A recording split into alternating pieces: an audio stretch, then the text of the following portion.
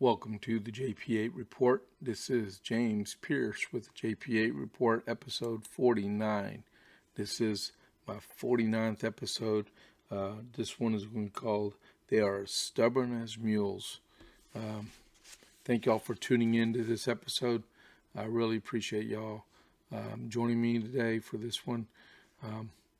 Like I said, this one's called They Are as Stubborn as Mules. If you're watching on Rumble or Podbean or YouTube, don't forget to subscribe and get notifications, or hit the little box in Rumble. If you're on Rumble itself, which is a really good platform, if you're not really engaging on Rumble, go for it. Give it a chance, okay? And subscribe to my podcast also. I'm on YouTube, but I only get like 1 or 2 views on Yahoo itself. I get not as many as I want, but I get more than enough on Rumble. And y'all see how many people is watching them. It's low level, but with y'all's help, we can get out there and get more done. My last episode, if you didn't notice, I got distracted about halfway through.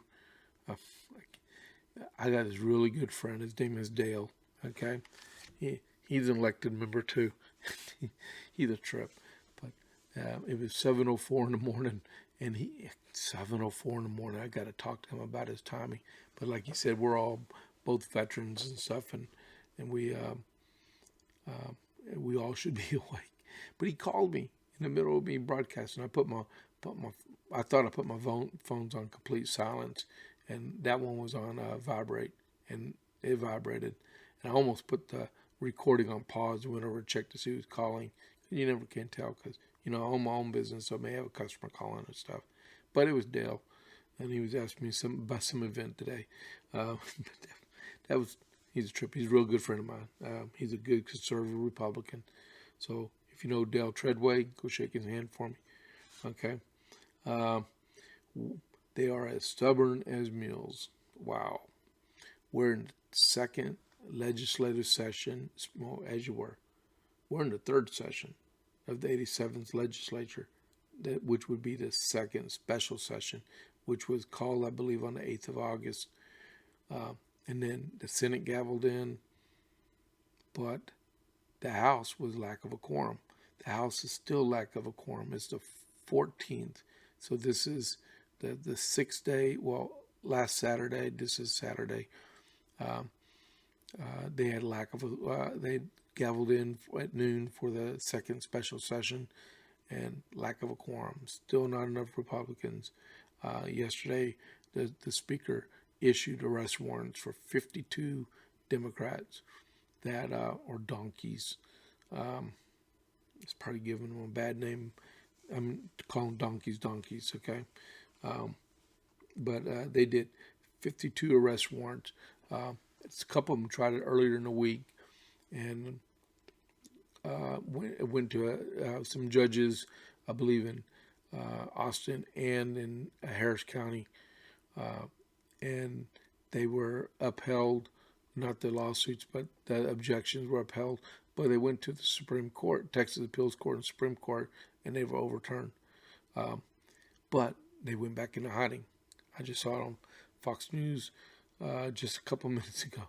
They are in search of the Texas Democrats. Where are they? If I was Governor Abbott, and I'm not, I don't get paid like him. I'm glad I don't make decisions like him. I don't want to be the governor. I like being where I am at my local college and being a representative there. But I would fully utilize the Department of Public Safety, DPS, and with their Texas Rangers, and spread them out throughout the state to each area where those Democrats are. And they got to come out at some time. If they're not in the state, there's nothing we can do about it. Maybe hire a few bounty hunters to go look for them and pay them a bounty when they bring them in. Hey, maybe that'll work. Maybe it won't. Something's got to be done. Last week, we got our census results. We have our numbers. Now we can do a redistricting so we can schedule our primaries and have our new congressionals or 2 new congressional seats drawn up. But without those Democrats in place, we can't. We can't redraw our districts, which happens at the precinct level and the county level and at the state level and at the federal level. You know, we can play these games, but now we're dealing with the Constitution and legitimate representation throughout our state. Governor Abbott knows that.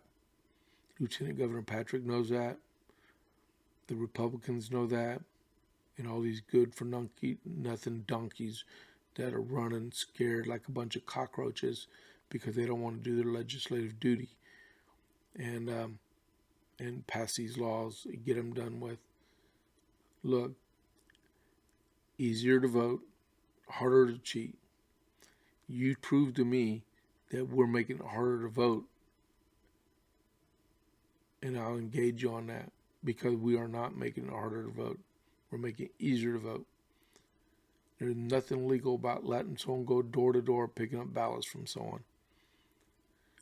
There's nothing legitimate about letting someone do drive-through voting when all kinds of bad things can happen. If you're able to walk into a grocery store, a convenience store, pay gas, go shopping in the mall, you know what? You can go vote in person. If by chance you drink alcohol, you need an ID, then you can go vote, because you can use that same ID you go clubbing in to go vote. If you go to an airport, a bus station, renew your registration for your vehicle.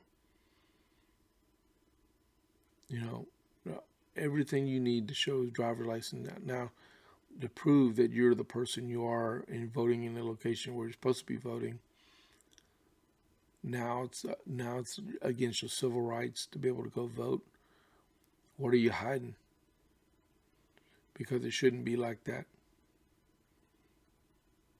Okay? This is what's going on.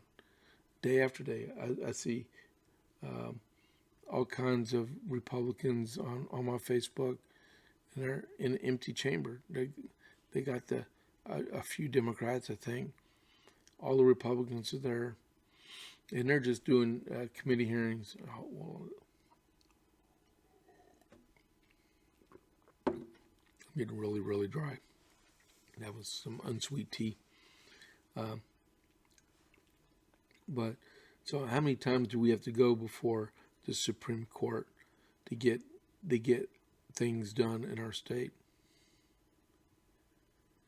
You know, now we got 2 more congressional seats. We have to draw those 2 seats out, because, you know, unless you're like railroad commissioner, agriculture commissioner, land commissioner, the lieutenant governor, the governor, attorney general. I think I got them all. Those are all the statewide races. Everything else has a district in it. Okay, and you have to sit there and figure out what are the boundaries, so the person across the street is in a different district than you are. But we need to make sure that's fair and they can legally vote. They had a deal in Killeen. This is how important this is. In Killeen, in the last election cycle, they found out they had to go into a runoff or a new election because it ended up in a tie. Okay? And come to find out, one street was not precincted correctly. It was in the district where it was supposed to be, but it was on the maps it was where it was supposed to be, but in the actual election material they did not receive the correct ballot. That's why it's important for this stuff to be done, so people don't have their rights infringed upon. So Killeen had to pay several $1,000s for a new election to elect someone that could have been elected on the first day. And, you know, some people say, no big deal. The complacency in our state is crazy. Okay, I just heard just a few minutes ago, they needed to do some. Our county is going to be doing something down here in Copperas Cove, and our county judge, a Republican named Roger Miller, okay, appointed a Democrat, Fred Chavez, to be his representative down here. Why would a Republican appoint a Democrat to do something like that? There are plenty of Republicans. Where's our state? Where's our county chair? Where are the rest of the commissioners that are all Republicans? Why didn't they voice their concern about appointing a Democrat as an advisor? No. This is, and the thing about it, Mr. Chavez is running unopposed. He was the guy that replaced me on the city council. And I've tried and tried and tried through all. I've done many Facebook posts. I've done a blog, because I have a blog also. I'll write every now and then. I'm probably going to write another one this weekend. But him and another council person, they're running unopposed. And then we have a mayor race, but only one person's filed to run for mayor. So it's just like, put your name on the ballot. No one runs against you. You become that representative. That's not the way it works. Look, people, I'm 2 out of 3 on my races. I ran 3 times, got beat once. Okay? There's nothing wrong with having political rivals and run against someone. That ensures a fair process of ideas out there, so people just don't blindside or tunnel vision you straight down to this is exactly how it's going to happen. We're not going to get a new stream of ideas coming in. No, there's always a better way to build a mousetrap. And when you're running unopposed, you're just letting the same old, and the good old boys to point who they want to be on the city council. Now, here in Copperas Cove, the filing deadline ends on Monday, okay? Monday the 16th at 5 p.m. And seat 1, unchallenged. Seat 2, with this guy Fred Chavez, Democrat, is unchallenged. Seat 3, the filing ends on September 1st. They got 3 people running for that seat because it's being vacated by this other guy, Dan Yancey, that's running for mayor, which I have no idea why he's still on the city council. If he's given up his seat to run for mayor, he might as well just give up the seat now instead of riding it out. But he's running for mayor, and he's not even being challenged. So it's crazy. I mean, so back to seat 3. You have one person I don't know about. You have a conservative running, is Scott Ramallah, and you have Sean Altuna. I believe he's a Democrat. It's hard to tell these days. But that's the only people that are running for office. So out of a town of 36,000 people, we have 3 people running unopposed in 1 seat. It's got 3 challengers. And then, if you look at the social media for our city here, it's all they do is complain. People complain, but they won't go out and run for office. I mean, it's like, nothing's going to be done about the whole thing. Well, it'll get done if you make sure it gets done.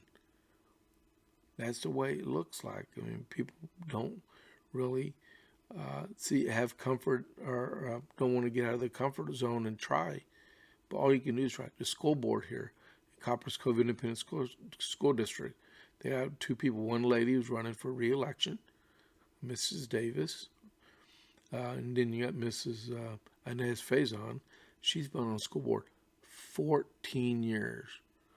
Okay, 14 years. The school board president, she's been on, I believe, for 24 years.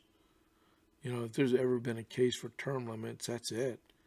14 years. I mean, I just finished my let's see, when did I get elected? In 2019. I just finished my second year. I feel like I've been on my seat forever. But these people just hang around because no one challenges them. They feel like they can stay in there forever and do what they want, but nothing changes. You sit there and complain about your school system. You complain about your community. You complain about the roads. You complain about your water bill. You complain about your solid waste bill. You complain that no one listens to you. All you have to do is go down there and file for office and run. I'm sure someone will give you some money to make a couple of political signs. Just have a platform, what you want to run on. It doesn't have to be thorough, because there's a lot of things at your power to change as a council person or a trustee, and there's things you don't have the power to do. Just don't lie to people. That's the most important thing. The worst thing you do is lie to your constituent, because they'll find you out and hold you accountable for it. And you got probably about 10 challengers. But you know, boy, I really got offline on this. I was supposed to only be talking about those stubborn as mule donkeys out there running around thinking that they want to waste all of our tax dollars here in the state of Texas and not do nothing. They're gonna pig tie all the government functions that's going on. Another thing is they got to finish funding the government too. Man, they got CRT elections, gender stuff. It just keeps going. Property tax stuff. But, you know, how long is this standoff going to last? Maybe it'll end tomorrow. Maybe they'll arrest a few of them. Maybe, you know, what is it? They get a donkey to do something. You hang a carrot out in front of them. Never tried that. I might have to try it sometime. I don't have any donkeys. I might have to ask someone if I could try it to see if make a video of it and put it on my podcast. That would be cool. You know, our congressman here in the 25th Congressional District, about 4 years ago, he did a political campaign about whispering the donkeys and stuff. It was awesome. So if you ever want to, if you got some time on your hands, just search it. Roger Williams donkey campaign ad. It'll come up. Oh my goodness. You will die laughing from it. It's really cool. So, you know, donkey. Where are the donkeys? I thought they were all coming out here. Last I heard, they were checking out of their motels and hotels, and they were coming back to Texas. Then I guess when they found out that they were actually going to be arrested and not get away with not coming back to Austin, I guess they decided they didn't want to come back. Hopefully it ends. Hopefully there's enough of them to come back to break the quorum. If there's any case of Republicans getting out the vote, this is it. You need to get your county chairs out there to do candidate recruitment and get people in there, people to run for office. We need to solidify a Republican majority in Texas and get it back. I mean, like I said, we've only been in charge of the state house since 2003. The Senate was a little bit before that, but the Democrats have been in charge in Texas since from 1870 to 2003. So they had 133 years of majority rule, probably iron-fisted majority rule in Texas until we took over. And my bottom dollar, Speaker of the House better not, I guarantee he better not appoint another Democrat as a committee chair in the state house if he knows what's good for him. because I guarantee he's going to lead. There's going to be a revolt led against him. If we've learned anything in this standoff, is do not let Democrats be in the committee chairs at all. Not in the pro tem, the deputy, not even in dog catcher. You elect Republicans to use Republicans. Okay, we can do good, but the more you interject the Democrats into the process, all you're going to do is muddy it all apart, and nobody will distinguish what's really going on. And right now, you got people out there that are defying the governor left and right because, like I saw on the Dallas Voter Facebook page the other day, because I'm a part of that Facebook page, and someone on there said, please, someone run against Clay Jenkins. He's the Democrat county judge in Dallas County, doing everything he wants to defy Governor Abbott and his executive orders. Someone needs to run against these people. Quit being complacent in our state, and let's take it back. Take it back and make it better. I hate to borrow a phrase from our absentee president, but build back better, okay? Because we can. We're doing it here in Texas. We're the best state in the entire union. I'm sorry if you're watching from out of state, but I'm a Texan. I was born a Texan. I grew up a Texan. I'm going to die a Texan. I'll serve the United States. I believe in the oath I took. But, man, I tell you, if you've never been here, you will. If you've never been here, you're in for a treat if you ever come visit. Okay? Whether it be in the San Antonio area, the Houston area, and visit just to check out our stuff. We got beautiful parks in the West. We got it here. You'll fall in love with Texas, and you'll move here. And that's what's cool about our state. We got people that leave their states, and then they become Republicans when they move here because they see what really happens, how we take care of our people here. And you still got your donkeys, your Democrats. But not everyone's going to have the same mindset of everybody else. I'm not saying to completely ignore Democrats in that state house, but leadership-wise, if the Republicans have the majority, they should be in the majority. They should be in the leadership positions of all those committees. That's the way it is in Congress. It should be that way in the state house. But Texans take care of Texans. We don't run from a fight. And all those Democrats that left our state, they should be. So one of the legislative agendas is changing the quorum rules from 2/3 of a quorum to 50% plus one. Okay, but that would take 2/3 of each house plus the governor's signature, and then pass on a constitutional ballot. Okay? Fine and dandy. But you got to get that 2/3 vote. The 2/3 vote. So what does that mean? We're going to have to get 2/3 of the state to become Republicans, and we could pass something like that. Maybe not. Maybe we just need to get along together a little bit more. But right is right and wrong is wrong. They did the wrong thing by leaving our state. So, with everything that's going on these days, we just need to be patient and do the right thing. Okay? So, I will talk to y'all later. I hope everyone has a great day. Go out and do something. I'll catch you on the flip side. And this is James Pierce with the JP8 Report. I'm out.